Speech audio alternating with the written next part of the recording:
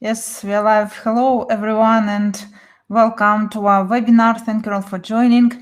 My name is Elena Grinyuk, and I'm Regional Director for the Central Eastern Europe at the SME Banking Club, and I will be your host today. And today we will talk about BFM Solutions, so Business Financial Management Solutions, and how they can help to streamline relationship with SME customers. And I'm glad to be joined today by Claudio Cungi, Head of Product at Strands. Hello, Claudio, and welcome. Hello, everybody. Thanks, Elena. Nice to meet you all. Yes, thank you for being here and for joining. So before we go to the topic, let me mention some organizational moments. So our webinar is scheduled for 45 minutes.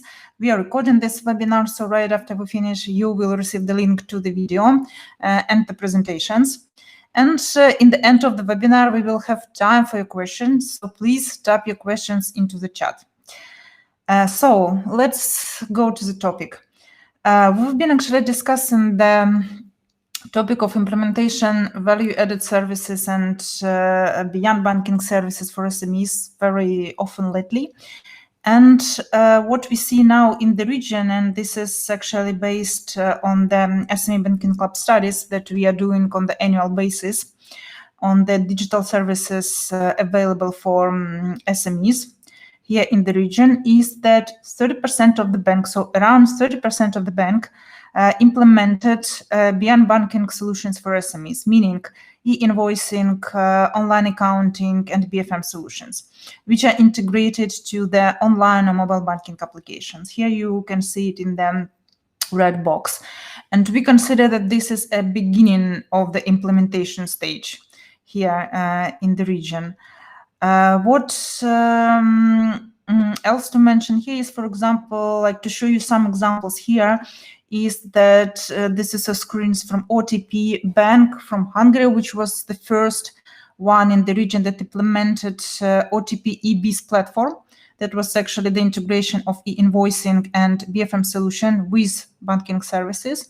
So they implemented it 3 years ago and developing this constantly. And this is an example from two Polish banks, PKO BP and ING Bank. These are the screens of the BFM solution and the screen of comparison of income and costs of the customers.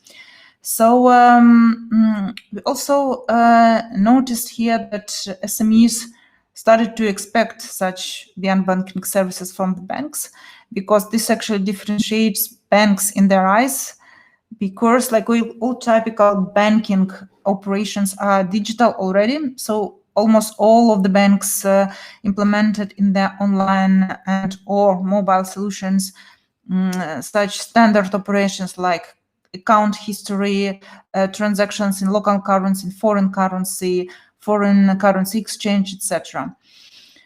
This was first, and the second thing is that SMEs themselves are not going super fast with the digitalization of their businesses.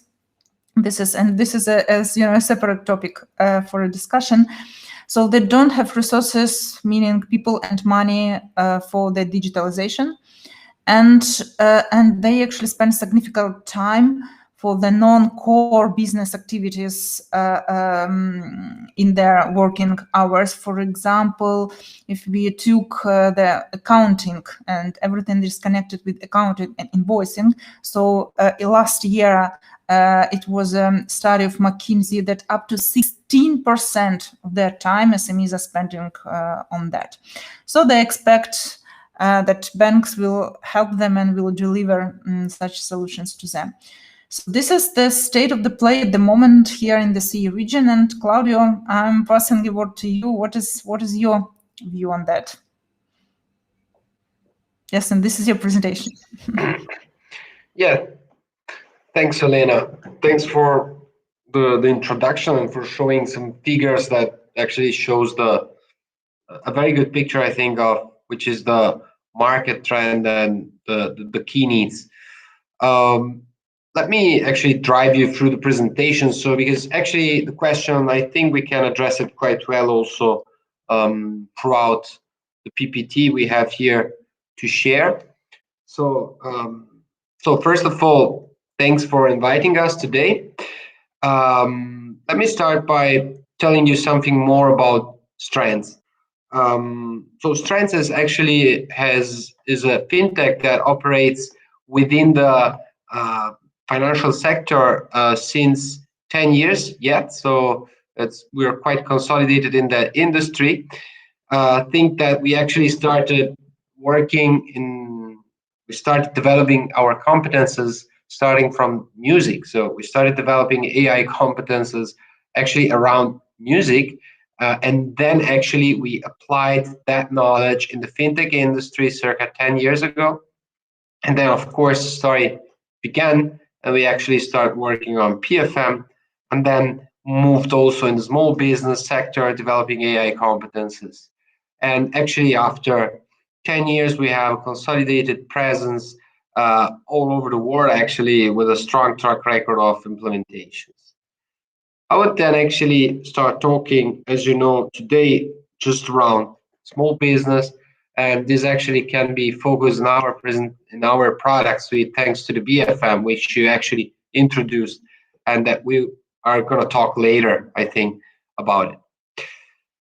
Let me start perhaps by completing, going back to your questions, completing the view, our point of view on what's the industry looking like today and what is the environment actually we're facing of. Our point of view is that we can actually think of 4 key trends we think that are driving the banking sector, the financial service industry, I would say, and that we think have an impact on also the figures that you showed us. And we think that are actually revolutionizing the adoption of new small business tools. We think that 4 are the key drivers that are driving the adoption. The first one is the open banking. As we're going to see, open banking and PSD2 as part of the open banking are reshaping the industry. The competitive arena, I mean, as we're going to see, demand and supply are quite changing. And small business behavior, again, also small business are changing their, say, behavior regarding how they see banking, the way they get towards technology, the way they are getting used in using digital tools. And then technology and AI, meaning also AI has done definitely a big jump ahead, especially in the last 3-4 years, spreading also the adoption of these tools. So starting from the open banking, I think that open banking is one of the things that has mostly changed our way of adopting technology in the financial service, meaning thinking of 3-4 years ago, I think that we were thinking of typically everything bank did was built within the banks. So if banks wanted actually to innovate, what they had to do is they had to innovate in-house or buying software or any, of course, kind of technology and had to implement it in-house. And of course, they had to offer everything through their channels, meaning apps, online banking, or anyway, proprietary channels to serve their customer base. Actually, we are changing a bit this paradigms, as we can see, and we're moving to the right side of the slide, basically.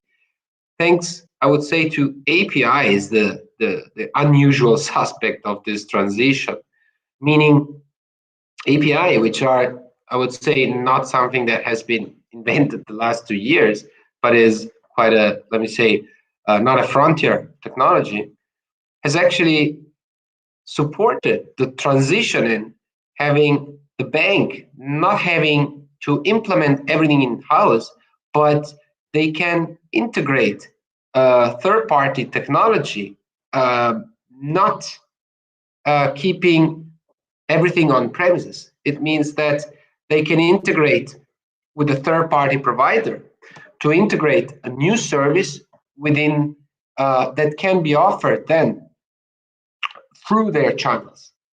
On the other hand, as we can see through PSD2, it is also allowing APIs to expose some kind of services, like, again, current accounts, of course, payments. These are, of course, the AAS and PIS, and that can then be retrieved by third parties, and that can be aggregated, integrated into third-party apps. This is basically also spreading the concept that bank's service can be accessed through third-party apps. So we're actually fragmenting, of course, the way we think the financial service industry. I think this can be also seen from the, let me say, industry perspective. In fact, what we are seeing is that there are new service models that are arising in the industry, and focusing ourselves on Europe, we can see that on one end, there are challenger banks that are arising also in the small business sector with new initiatives that are targeting typically unserved sectors with new kind of proposition, like it is, for instance, Starling, Conto, Penta, or Soldo, for instance, or Holvi as well.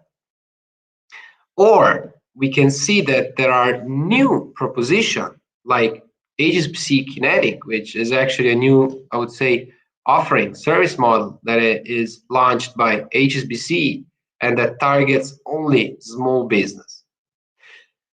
Or we can see that there are fintechs, challenger banks like IDEXA, which is new initiatives that has been launched in Italy, that is exploiting typically only open banking technology to develop a new, I would say, service model. So also the market is showing us that there are typically new kind of service model that are arising throughout Europe.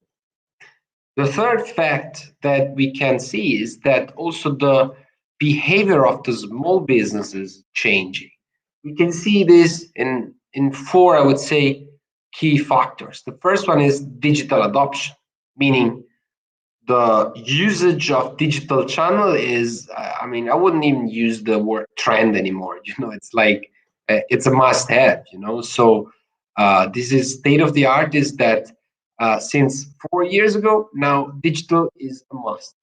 The thing is that also small business are starting, I think, accessing different services also in mobility. So through mobile channel, COVID, meaning, unfortunately, we still have to talk about COVID, but this is a fact, this is a reality, So the way we interact, the way we use digital channel is now a must also for the small business. So getting access to credit lines is now, I would say, something that has become, unfortunately, usual in the small business sector as well. Moreover, unfortunately, I think that COVID affected a wide range of small business sectors, like for sure merchants and other kind of industry that actually have to keep an eye on their cash flow and status of payments. So getting a clear, simple view on finances is something that is even more getting important. Multi-banking, as we said in the open banking part, PSD2 has opened, of course, the possibility to aggregate multi-accounts. This basically supports the fact that there is a need for having a unique aggregation, unique view, that aggregates all the small business finance. Moreover, as we said, the fact of having an increased digital adoption is spreading the fact that there might be a loss of loyalty from the bank's point of view, meaning that a bank, the fact of opening a current account in minutes, in few taps, will likely spread opportunistic behavior from the small business that will likely access credit line just by opening a current account in minutes, not days anymore. The last thing we have to consider is that there are new, I would say, lines of entrepreneurs that are spreading again throughout Europe. Consider that there are new businesses that are, of course, unfortunately, continue arising. 70% out of these new business are set up by millennials. Millennials have an increasing trend in adopting, of course, digital banking first products. And secondly, they are more willing to experiment new technologies, new service model, new offering that actually, for instance, some years ago were not on the market. The last trend we think we need to take into account is that AI has definitely done a lot of steps ahead in the last 3-4 years. Let us look at this very simple funnel from the upside down perspective. So starting from the aggregation, meaning what is AI? AI starts from the assumption that we need to base all the models on aggregation, meaning you need data. The fact of having now more data, because we said that PSD2 is opening the possibility to aggregate third-party accounts, brings to the side effect that we have even more data than before, because we're not talking one bank, but we're talking about potentially more bank per customer to analyze the data. This brings the fact that we have a massive data set to analyze. So data enrichment, categorization is a must, because we need to analyze, first of all, raw data to extract useful information. And this is where AI comes into the place. So by applying machine learning logics that, of course, allows to recognize useful information in the data set we analyze, we are able to get to the last step, to the funnel, so that we can basically extract information, recognize patterns, identify potential need that the customer might have in the future, so that we are able to target directly the customers with insight-based offering that basically wants to anticipate the customer needs. So before something happens, we are able to detect it and to say a warning, let me say, to the customer. And this is something that I think that we have seen this kind of technology being widely adopted, I would say, in the last 2 years. It's basically also because of AI has somehow, I would say, evolved in the last year. So starting from this kind of picture, what is the BFM doing? So to answer the initial question of Elena, well, let's start from the assumption, who is it for? Well, a BFM should be targeted to people that has, let me say, a destructured finance, typically. So don't think, of course, of a structured company with a structured finance, with a structured administration process, then, of course, I mean, I would say, are spending also a lot of money to get structured ERP. Let's think of people that are like merchants, freelancers, tax accountants that are supporting freelancers and merchants, but also small businesses. Small businesses that needs to keep a relation with the bank, because it's the bank in the end that is granting credit lines, it's granting payments, it's granting a financial product that an ERP is typically not providing.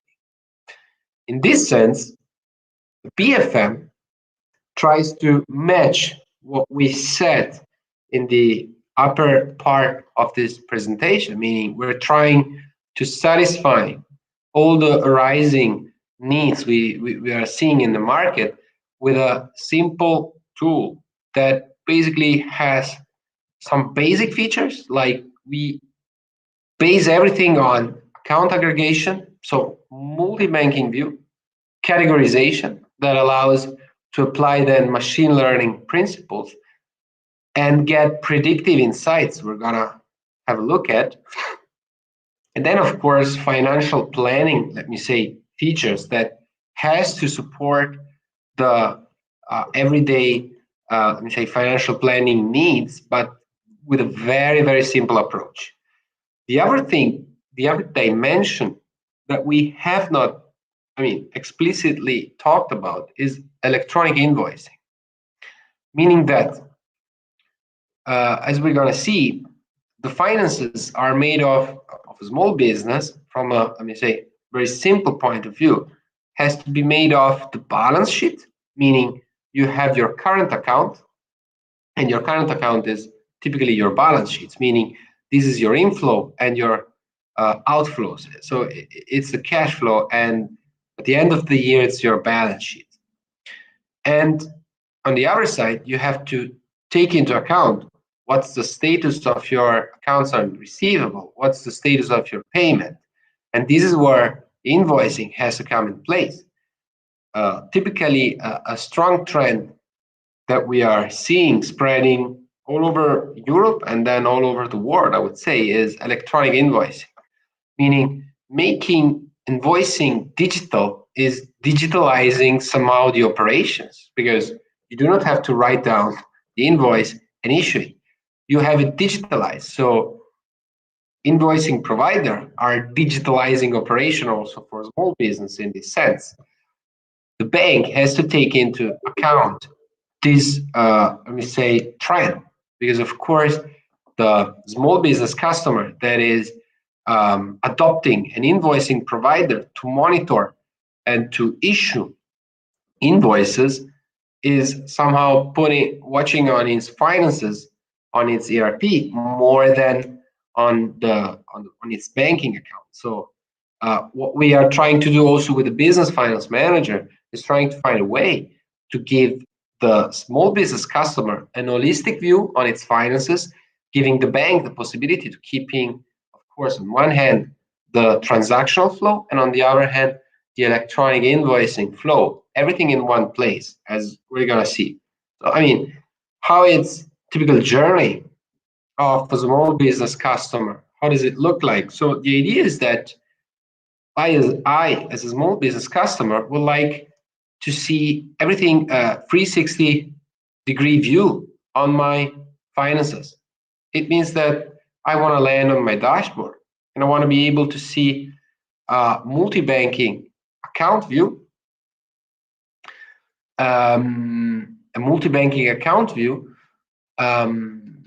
that shows me how much cash am I absorbing, how much cash am I generating. So basically, simple view on cash flows in the past. So to see how I generated cash, but how also I'm able to forecast cash flow. So to see if this is my track record, basically, how am I proceeding into the future? And this is one of the first thing that the small business customer has to see. It's his ability of creating or absorbing cash, and how this is affecting basically the current account balance.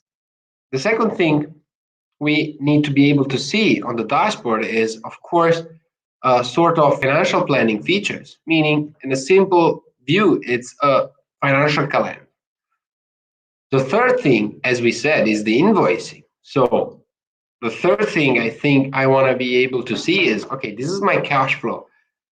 This is actually doing good, but I need to see which kind of invoices I still have to pay, or I still have to be paid from my clients, because of course finances are strongly affected of what's your working capital, and this is of course the other thing. Moving on to the deeper analysis, I can of course have a deeper look at my financial calendar. So the idea is that every day I will have account and receivable, both in the past but also in the future, because this is where AI comes into play, into the game, meaning that AI allows to recognize recurrent patterns into the past and project them into the future. So thinking of a retail customer like me, it could be something like, I have recurrent expenses like Netflix every month. Thinking of a small business customer, these kind of behaviors are actually spreading. Think of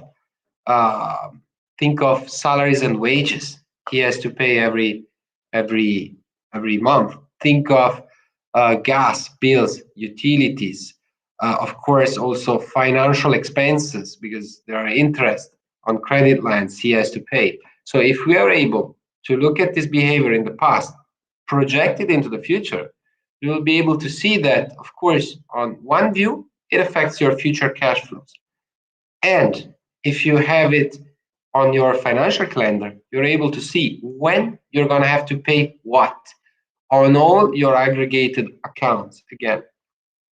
And then, as we said, electronic invoicing. How does it work? I mean, we have to assume that the customer is already using one of the invoicing provider that the market is offering. So we, as Strands and as bank, have to give the customer, the small business customer, the possibility to aggregate and retrieve invoices from his existing invoicing provider. So what we have built in our BFM is a view that allows to aggregate your invoicing provider or drag and drop your invoices from an XLS file. So to allow a simple view, as you see in this picture, of your invoices. The second thing we can do and we have to do is to reconcile the status of the invoice with what we see in our online banking. So it basically means that we need to take into account that, an invoice has a status that strictly depends, of course, on if we have paid the invoice, we have not paid the invoice. So also to cluster, let me say, how many invoices we have paid, we have not paid.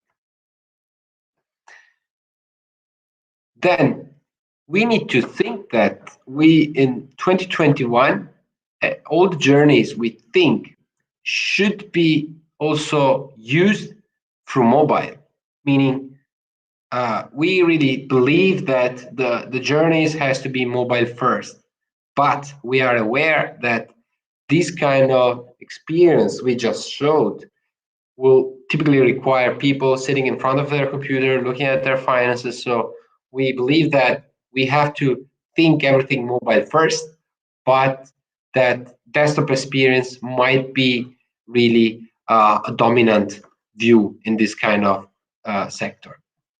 So which are the benefits of adopting this kind of experience? Well, first thing is that this is an easy and fast tool that has to allow the small business to have a simple interaction with his bank that has to, of course, spread engagement, past and forecasting cash flow.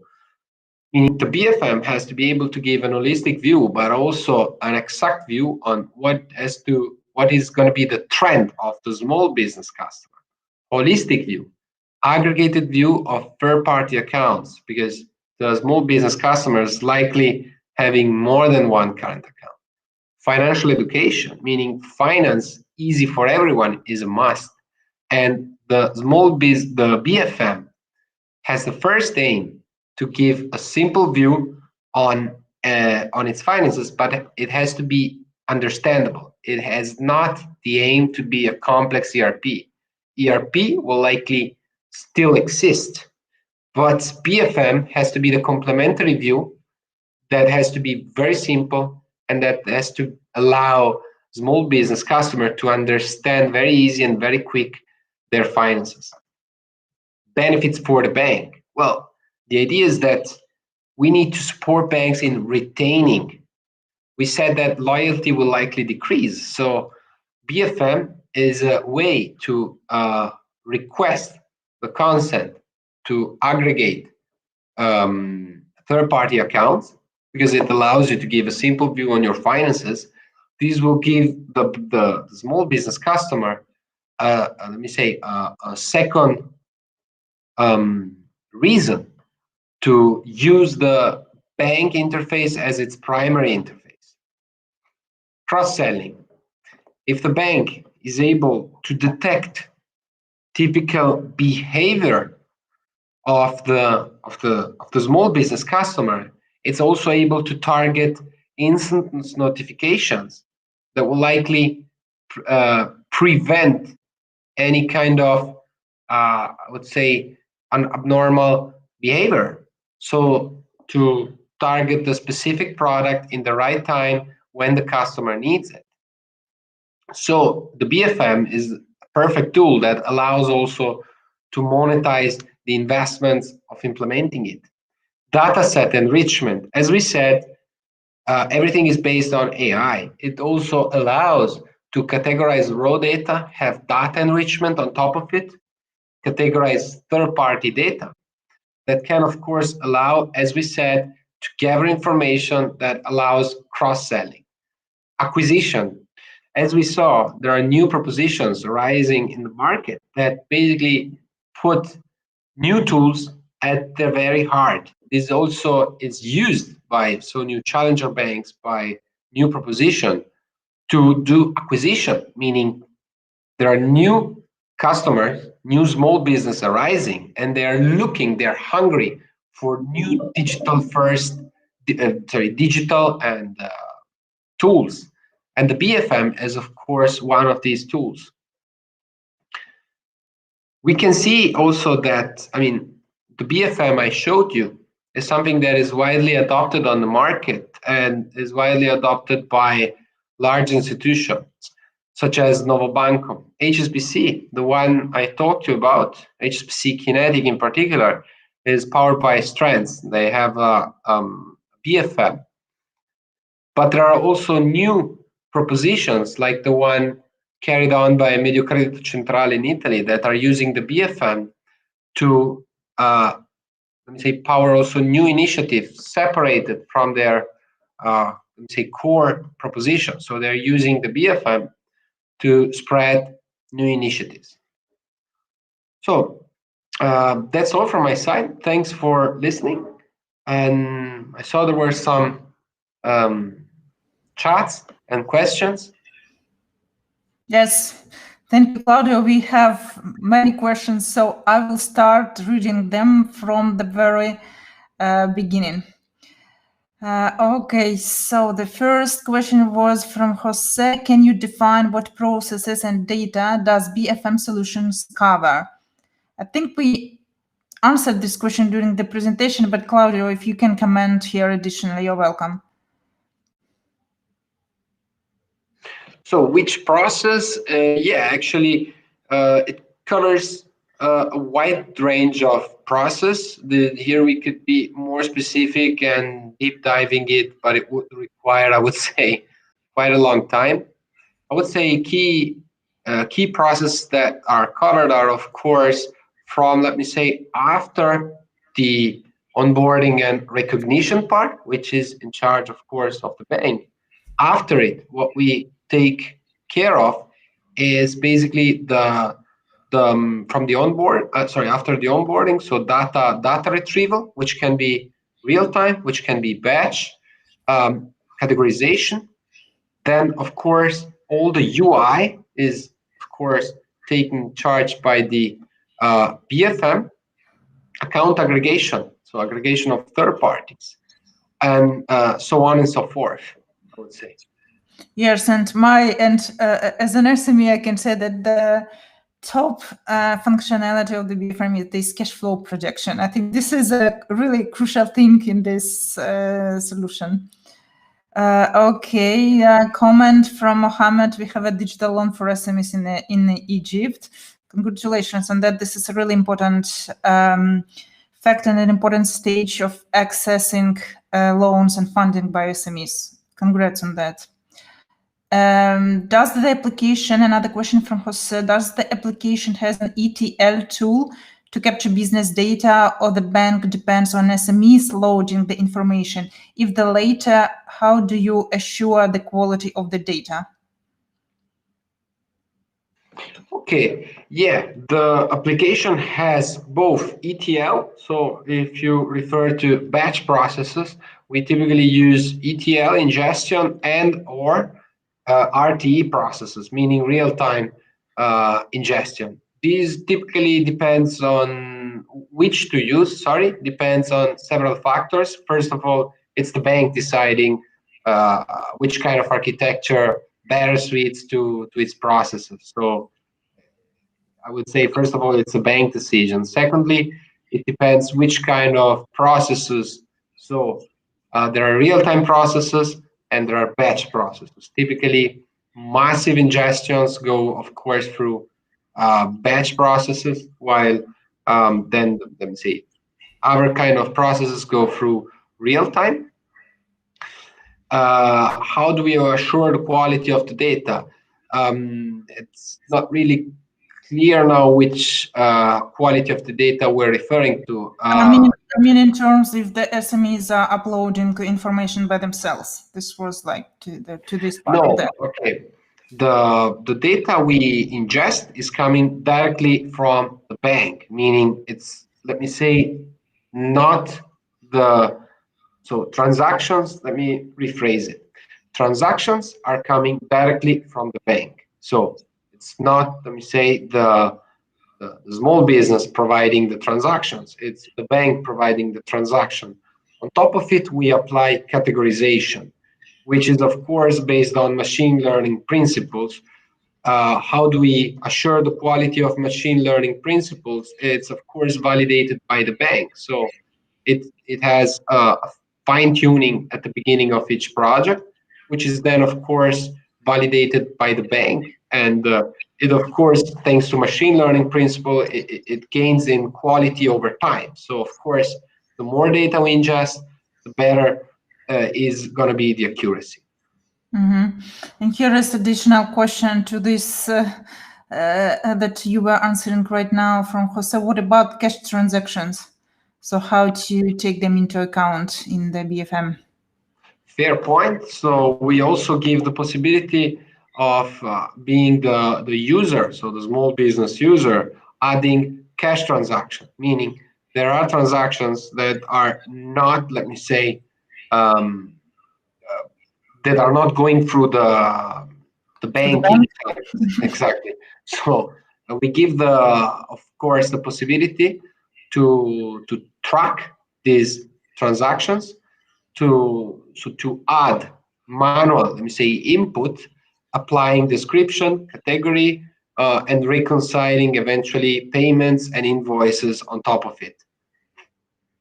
Yeah. So anyway, if even the customers are paying by cash, but it should be, if it is not a gray economy, okay, then the invoice anyway should be issued, and then this is can be counted in the BFM as information from the invoice, not from the banking transaction, let's say. But depends. I mean, if this is a gray economy, this is other, I think, other situation. And okay, we have a comment from Chris. Just a second, I will find them about the open banking. Yes, Chris is saying that open banking is not ready in Asia. Now, would this impact the aggregator to collect data?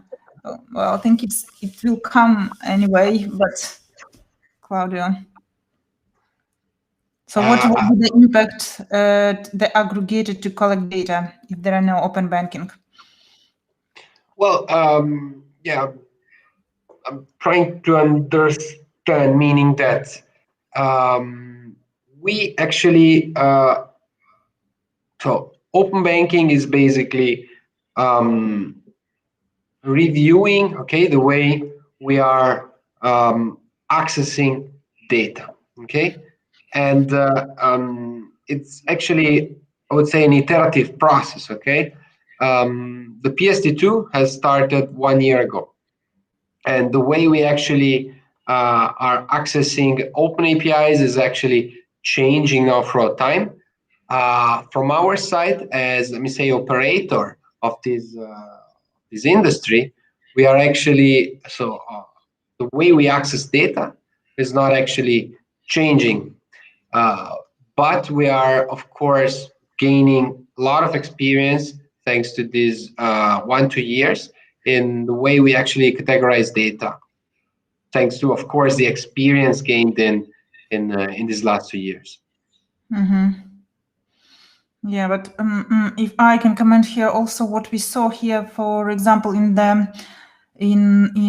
CE region is that before PSD2, meaning that banks are obliged to open APIs to third parties. Then before there's the integrations were done. I mean, if for example banks and some companies or fintechs are agreed on partnership, then they can also agree on opening API to each other. It's why, I mean, on the contractual agreement basement, let's say.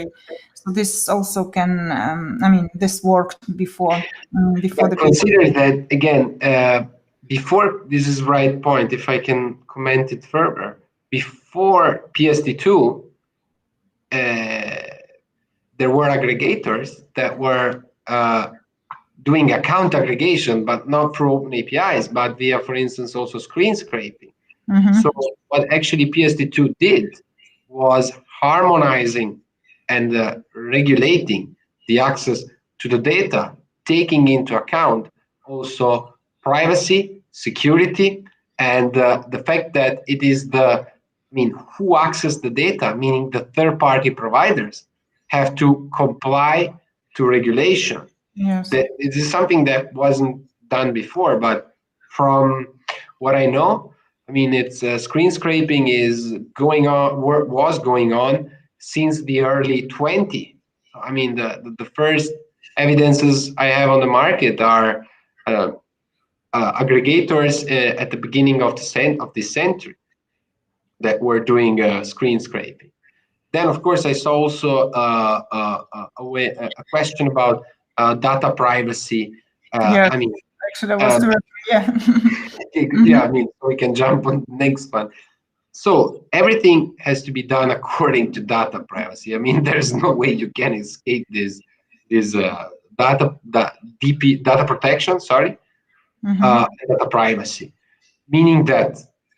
This strictly depends on the way we offer our service. There are two ways. On premises, it means that we can offer everything at the customer site. It means that we implement our software into the bank's legacy, regardless if it is a cloud or legacy, typically. And here, of course, we have to comply to the banks that, of course, is adopting and satisfying the regulation requirement, okay? Regulatory requirement in terms of GDPR and privacy. Typically, we are not treating data. It's not, of course, in preliminary phases to tune the categorizations, but we're not looking at the customer data. Then in software as a service, of course, there are, of course, more deeper regulation that we have to go through in order to comply in offering software as a service offering.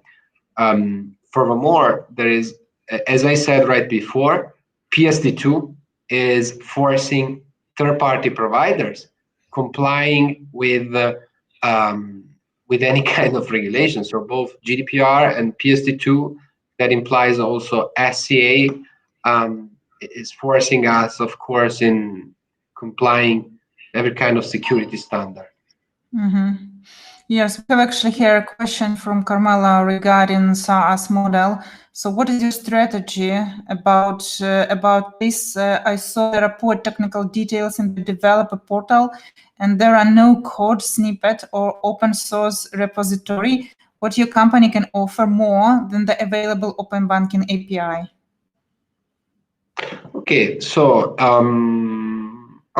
we actually have, as I said, both on-premise and software as a service, SaaS offering. We believe in open banking. We believe in SaaS offering. We have invested within the last years in developing a SaaS offering that we have now available throughout Europe. But we also believe, let me say, that there are still institutions that likely want to adopt an on-premise approach. This is why, as of today, we keep both offering, meaning on-premise and SaaS. Regarding developer portal, I think that we are about to roll out a new developer portal within the year. So to, let me say, have a more in-line approach with the software as a service, which implies to have, let me say, a more structured developer portal with more information. It has to be created, let me say, by developers for developers, as I read in some developer portals. So we are strongly working on it, also improving the documentation type. Regarding the last part of the questions, what your company can offer more than the available open banking API? Well, meaning open banking API, I think, are PSD2 APIs, meaning we offer, on one hand, the account aggregation opportunity, meaning these the PSD2 APIs. So we aggregate account with our own certificates or with the bank's certificate. On top of it, we have APIs that allows to do categorization and a lot of features, which are the BFM features, meaning we have seen the financial calendar, the invoicing, the cash flow predictions, the insight generation, and so on and so forth. So we are actually, I would say, a very wide range of APIs and of features. Everything is available via APIs or thanks to SDKs. So we have widgets to more easily at least access the API services. Mm-hmm. And another question from Carmela is, what type of AI are you developing? Do you already have model ready, or you need to adapt or create from the scratch for every customer?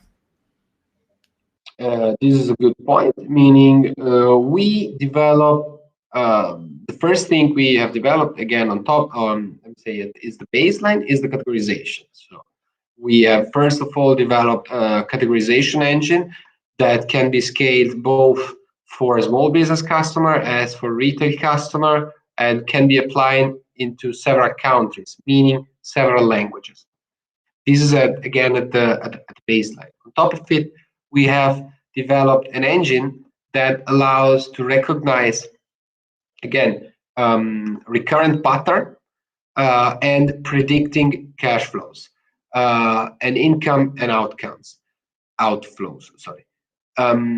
This allows then to have another engine that basically allows to catch these behaviors and send notifications to the end user and or to the bank, showing that which are the behaviors and which is the next best actions that will happen to that customer.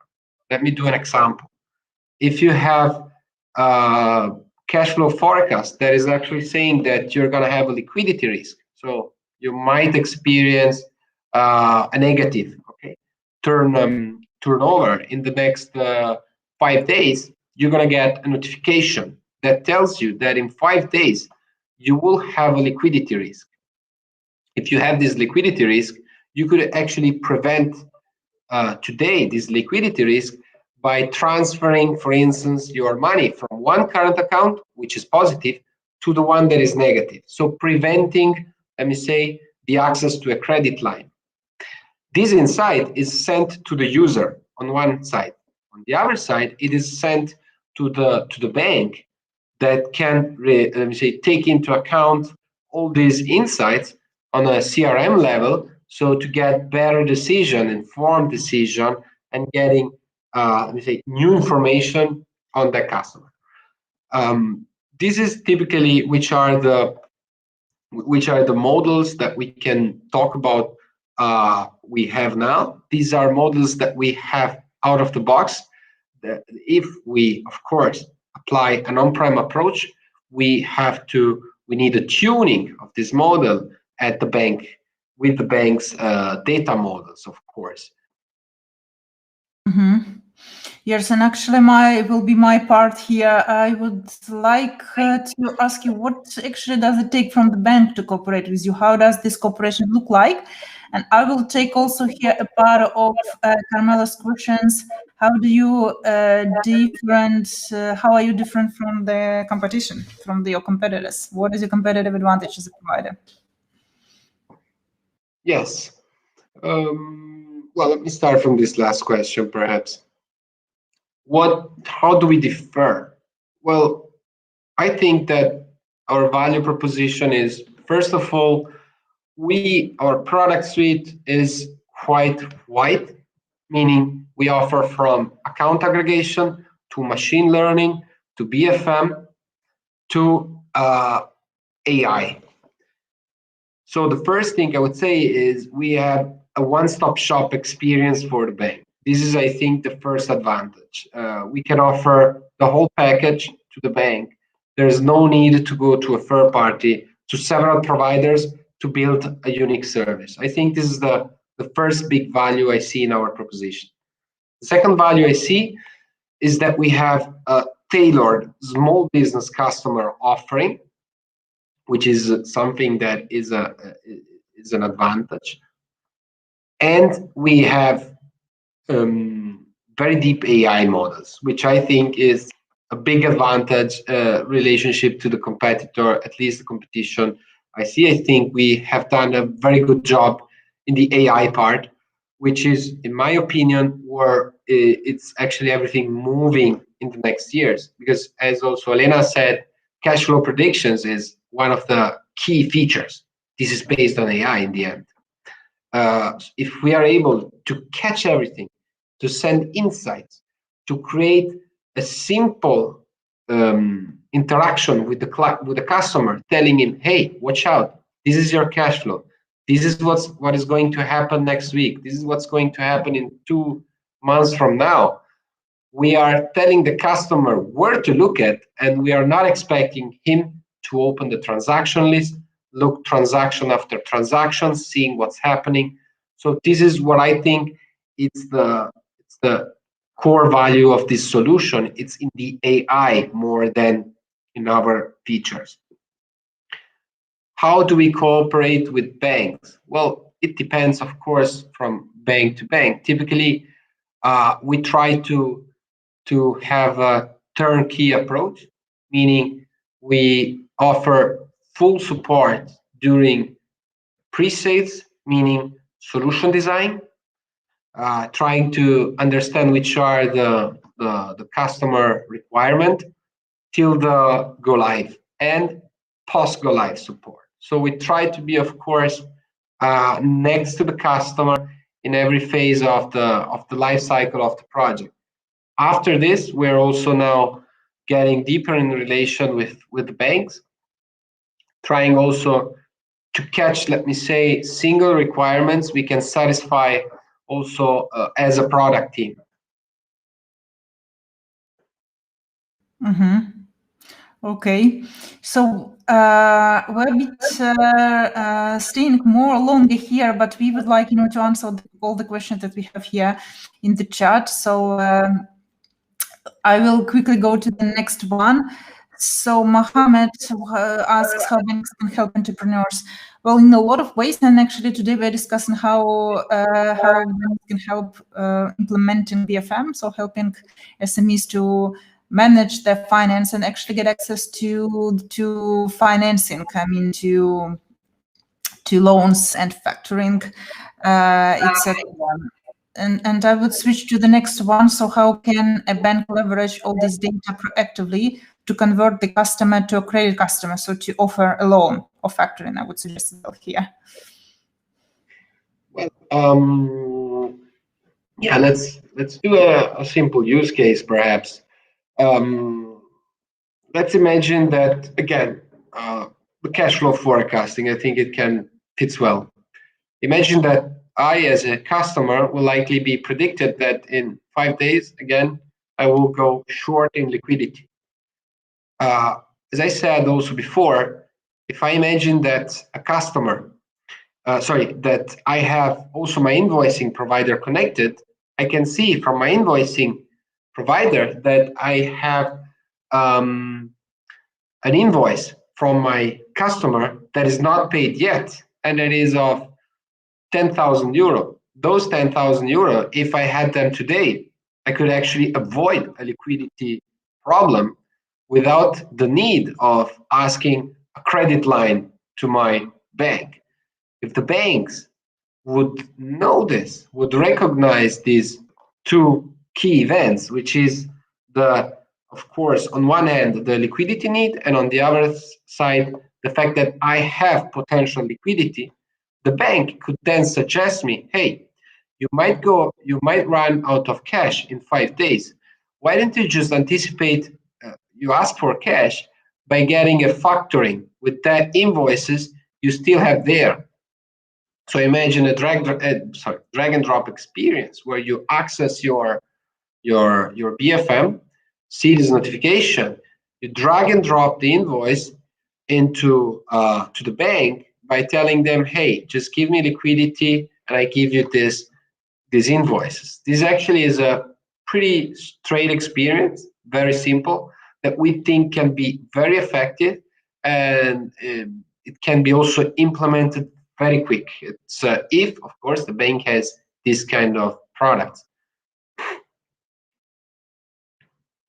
I hope I answered. Yes, exactly. I actually like this very much. I mean, if banks are doing this, I think this is a very good strategy for the proactive and relevant sales of loans, let's say, and factoring, because, you know, if you see in the cash flow that you will be as negative or in red saldo in 5 days, then yes, and the next step, the bank should like offer you something, either, you know, to change maybe some even, I don't know, this could be from the customer side to change timing of the payments of some maybe invoices just to prolong them, or take or finance invoices by factoring, or get the overdraft, or connect to relationship manager, you know, to find some individual solution maybe for the bigger SMEs.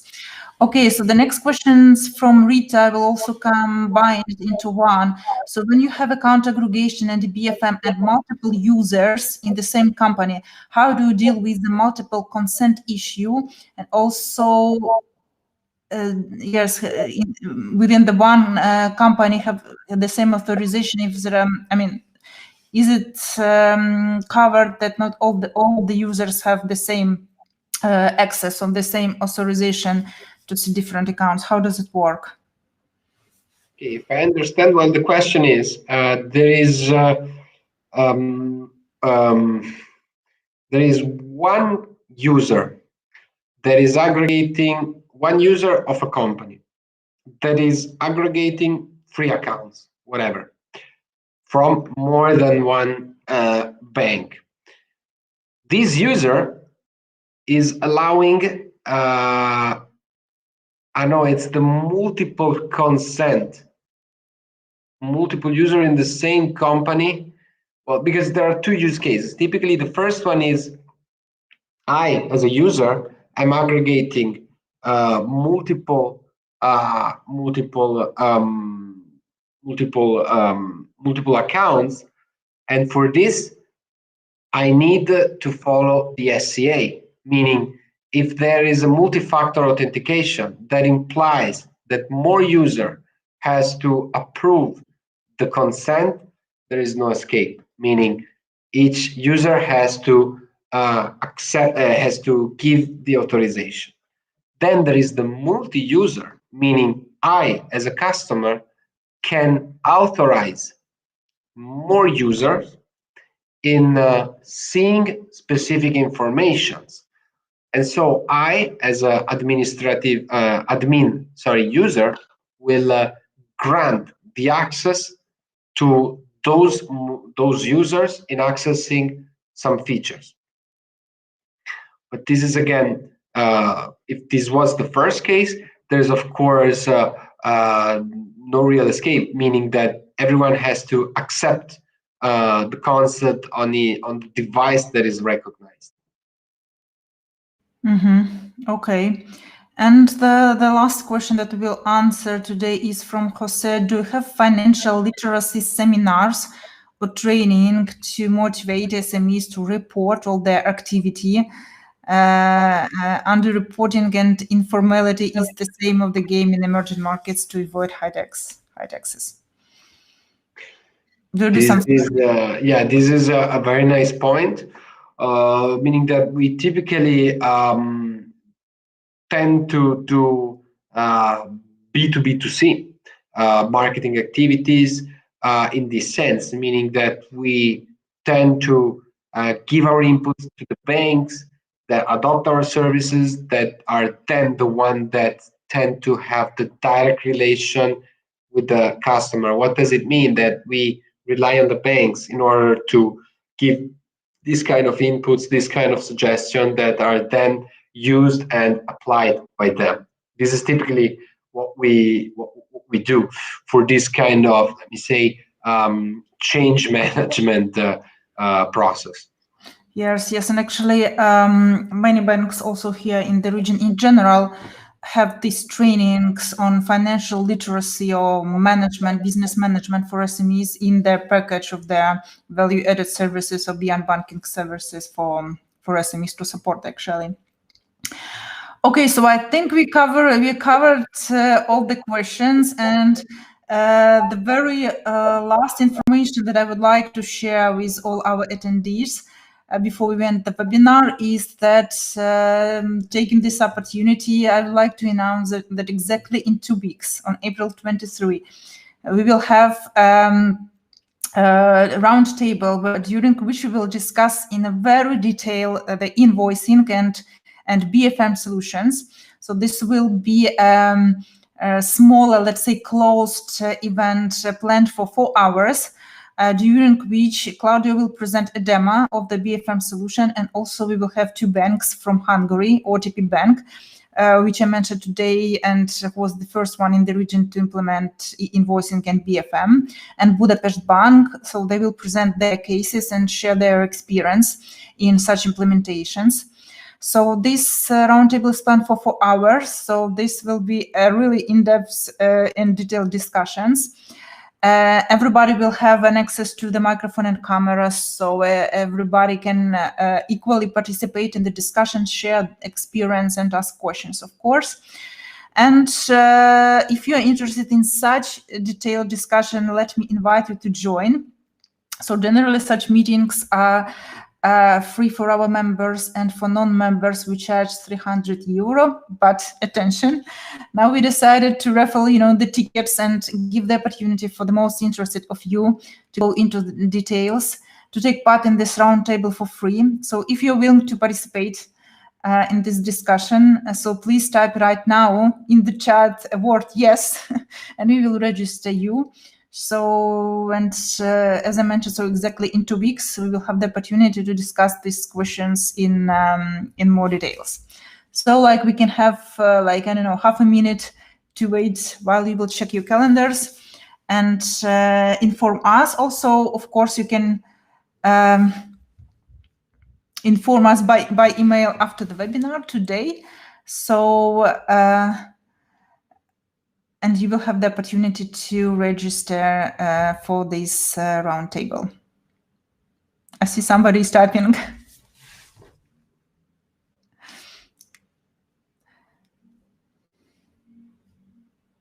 Okay, so thank you for your attention and for your questions. And Claudio, for your contribution. I think it is a very important topic that we covered today. So as I mentioned to everybody, that we will distribute all the presentations used today and the video right after we finish. So you will receive all the materials here. And thank you for staying with us during an hour. Thank you. And see you next time online. Goodbye. Goodbye. Thank you.